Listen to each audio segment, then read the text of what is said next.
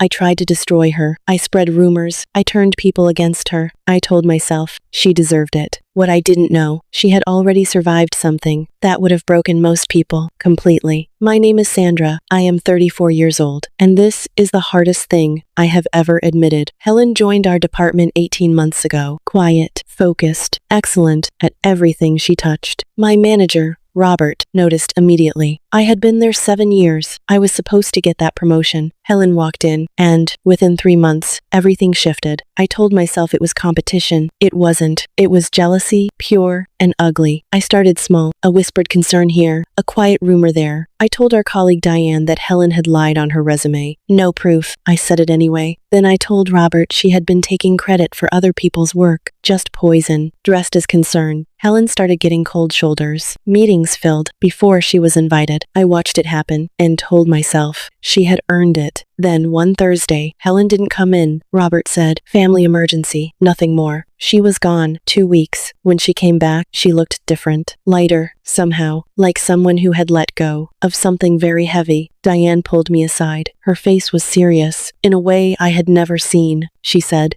"Sandra, do you know why Helen was gone?" I said nothing. Diane said, "Her daughter has been fighting leukemia for 14 months. Helen drives 2 hours each way, after work, every single day, to be there. Nobody knew, because she never said a word." I sat down, slowly. Diane said, "And that resume you said she lied on?" Robert checked every line. "All of it is real." The room felt very small. I went home and sat in the dark for a long time, thinking about every rumor, every closed door, every whispered word, aimed at a woman already carrying something I couldn't imagine. The next morning I walked into Robert's office and told him everything, every lie, all of it. He was quiet. Then he said, "What are you going to do about it, Sandra?" I asked Helen if I could speak with her. She agreed. "I still don't know why." I sat across from her and said everything. No excuses, just the truth. She listened without interrupting. When I finished, she looked at me for a long moment. Then she said, "I knew, Sandra. I knew. The whole time." My throat went tight. She said, "I just didn't have the energy to fight you. I had bigger battles." She stood up and said, "Don't waste the second chance. You just gave yourself." And she walked out. I think about that sentence every single day. Some people are fighting wars